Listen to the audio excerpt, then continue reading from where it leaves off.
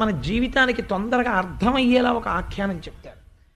నేను అది చెప్పకపోతే ఇవాళ ఎందుకో అది నాకు జ్ఞాపకానికి వచ్చింది కాబట్టి నేను దీన్ని అసమగ్రం చేసిన వాడిని అవుతాను. ఎంత అందంగా చెప్తారంటే రామకృష్ణ పరమహంస వెనకటికి ఒక ఆయన దగ్గర ఒక సేవకుడు ఉండేవాడు. ఆయన కోటీశ్వరుడు. ఆయనకు ఒక పెద్ద భవంతి ఉండేది. ఆయనకి తన సేవకుడి మీద ఎంత నమ్మకం అంటే వెళ్ళిపోతూ వెళ్ళిపోతూ ఒక మాట చెప్పాడు, నేను 6 నెలలు రాను, నేను నా కొడుకు దగ్గరికి వెడుతున్నాను వ్యాపార నిమిత్తం, వాడికి వ్యాపారంలో సాయం చేస్తాను, నేను 6 నెలలు పోయిన తర్వాత తిరిగి వస్తాను, ఈ లోపల ఈ భవంతికి తాళం వెయ్యను, నీ మీద నాకున్న నమ్మకం అటువంటిది, ఈ భవంతిని నీదిగా వాడుకో, ఈ భవంతిలో ఉన్న వస్తువులు నీవిగా వాడుకో, నావి కానీ నీవే అయినట్టు వాడుకో, కానీ నాదన్న విషయం మర్చిపోకూడదు, యజమానివి, ఆయన అనుగ్రహంతో నాకు ఇచ్చాడు అని నువ్వు హాయిగా వీటిలో ఉండు, నువ్వు అనుభవించు, ఏ వస్తువులు కావాలన్నా పడుకో, మంచం మీద కావాలంటే డైనింగ్ టేబుల్ మీద తిను, ఏం బెంగ పెట్టుకోకు, నా డైనింగ్ టేబుల్ కదా అనుకోకు, తిను, నా డ్రాయింగ్ రూమ్లో నీ చుట్టాలు వస్తే సోఫాలో కూర్చుని మాట్లాడు, ఏది చేస్తున్నా ఒకటి మాత్రం మర్చిపోకు, ఇవి మా యజమానివి, నిన్నెవరైనా అడిగితే ఒక మాట చెప్పు, ఇది మా యజమానిది అని చెప్పు, చా నువ్వు అనుభవించు, నన్ను మా యజమాని గారు అనుభవించమన్నారు అని చెప్పి అనుభవిస్తూ ఉండు. ఒక్కటి మాత్రం నువ్వు చెయ్యకు, మన ఇంటి పెరటి జలాశయమునందు నేను రంగురంగుల చేపల్ని ఎక్కడెక్కడ నుంచో తెచ్చి ప్రేమగా పెంచుకుంటున్నాను, ఆ చేపల జోలికి వెళ్ళడము కానీ చేపలు పట్టడము కానీ ఎప్పుడూ చేయకు, ఇది మాత్రం నీకు నిషిద్ధం అని చెప్పాడు ఆయన. 6 నెలలు కదా రాడు యజమాని, చాలా సంతోషం వచ్చింది, అబ్బా మా యజమాని గారి డ్రాయింగ్ రూమ్లోకి బెడ్రూమ్లోకి ఏసీ గీసీ అన్నీ నేను వాడుకోవచ్చు, ఇలాంటి యజమాని ఎక్కడ ఉంటాడు, నా కారు కూడా వాడుకోవచ్చు చెప్పేశాడు. అందుకని హాయిగా ఫర్నిష్డ్ అకామిడేషన్ దొరికింది, హాల్లో కూర్చుంటున్నాడు, బెడ్రూమ్లో పడుకుంటున్నాడు, కిచెన్లో వంట చేయించుకుంటున్నాడు, అన్నీ చేస్తుంటే ఈయన పొద్దున్న పూట్ల మార్నింగ్ వాక్ వెళ్ళడం మొదలెట్టాడు. ఇంకా రాను ఎందుకంటే నౌకర్లను కూడా తను వాడుకుంటున్నాడు, ఇంట్లో వాళ్ళని, తను పెద్ద నౌకరు అయ్యుండి వాడుకుంటుంటే ఆ చుట్టుపక్కల వాళ్ళకి అనుమానం వచ్చింది, అసలు ఆయన కానీ ఈ పేరు మీద రాసి వెళ్ళిపోయాడా ఏమిటి ఇండియాలా వాడుకుంటున్నాడని. రే నీకు ఇలా ఎలా వాడుకుంటున్నావు అని అడిగితే బాగుండదని, ఇది ఎవరిదండి అని అడిగారు. అడిగితే వీడు మాట తప్పాడు, మా యజమానిదే అని చెప్తే నేను కొంచెం దరిద్రుల్లా ఉంటాను, నేనే ధనవంతుల్లా ఉండాలి కదా, 6 నెలల తర్వాత వచ్చాడో మళ్ళీ వచ్చి వెళ్ళిపోతాడో కొడుకు దగ్గరికి, అందుకని నాదే అన్నాడు. అయిపోయిందా, మొదటి మాట తప్పిపోయాడు.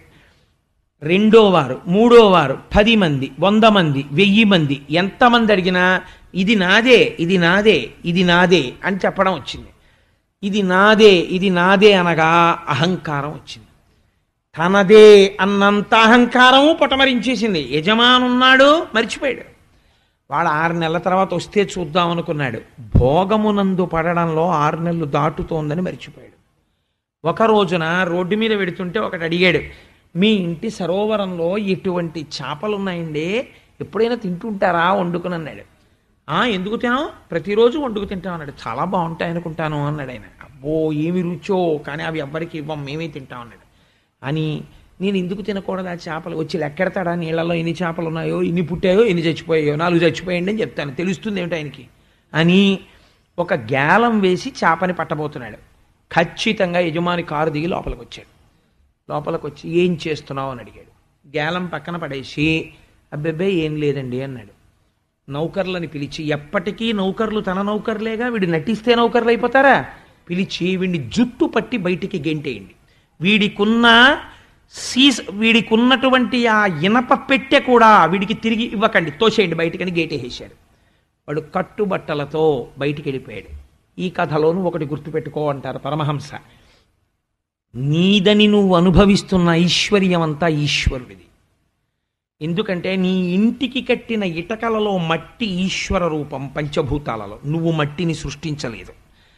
సిమెంటు అడుసు పెట్టి కట్టేటప్పుడు సిమెంటు బిగుసుకోవడానికి నువ్వు వాడిన నీరు నువ్వు సృష్టించలేదు, అది బిగుసుకోవడానికి వచ్చిన గాలి నువ్వు సృష్టించలేదు. ఆ ఇంటి చలువరాయి గనిలో నువ్వు సృష్టించలేదు. ఆ ఇంట్లో నువ్వు అనుభవిస్తున్న చల్లటి గాలిని నీకు ఇప్పించగలిగిన ఏసీకి పనిచేస్తున్న విద్యుత్ శక్తి నువ్వు సృష్టించలేదు, నీటిలోంచి శక్తిగా వచ్చింది, హైడ్రో పవర్. ఇవన్నీ ఈశ్వరుడివి. కానీ మరి నువ్వెందుకు అనుభవిస్తున్నావు అంటే ఈశ్వరుడు నిన్ను అనుగ్రహించాడు, అనుగ్రహించి నువ్వు ఇవన్నీ వాడుకో, నేను ఇస్తున్నాను నీకన్నాడు. నువ్వు చేయవలసింది ఒక్కటే, ఇవన్నీ ఈశ్వరుడు అని రోజు పొద్దున్న అనాలి, ఇవన్నీ ఈశ్వరుడు అని సాయంకాలం అనాలి అని నువ్వు హాయిగా అనుభవించు, హాయిగా పడుకో, పొంగిపోతాడు ఈశ్వరుడు. మనస్సులో ఒక్క మాట అనుకుంటుండు, అవునండి, పెద్దల దగ్గరికి వెళ్ళినప్పుడు ఒక మాట అంటుండాలి, అవును అంతా ఈశ్వరానుగ్రహం అండి, ఇవాళ నేను ఇలా సంతోషంగా ఉండగలిగాను అనగలగాలి. అనగలిగితే సర్వేశ్వరుడు సంతోషిస్తుంటాడు, ఇంకా వృద్ధిలోకి తీసుకొస్తుంటాడు. ఈశ్వరుడు ఒక నియమం పెట్టాడు, అమాయకులు కదా, చేపలు కదా, నీళ్లల్లో ఉంటాయి కదా అని పట్టవద్దని చెప్పాడు. తననే నమ్మిన భక్తులున్నారు, వాళ్ళ జోలికి మాత్రం వెళ్ళవద్దని చెప్పాడు. ఇంత ఉంది కదా అని వాడి ఒక్క జోలికి, ఒక్క చాప జోలికి వెళ్ళావా గేటు బయటికి తోసేస్తాడు. ఒక్క చాప పట్టబోయాడు, చాప దొరకక ముందే యజమాని వచ్చి బయటికి తోసేశాడు. ఈశ్వర భక్తుల జోలికి వెళ్ళకు. ఈ కథలో నీకు అర్థం అవ్వాలా ఐశ్వర్యం ఎలా అనుభవించాలో అని అడిగారు రామకృష్ణ పరమహంస.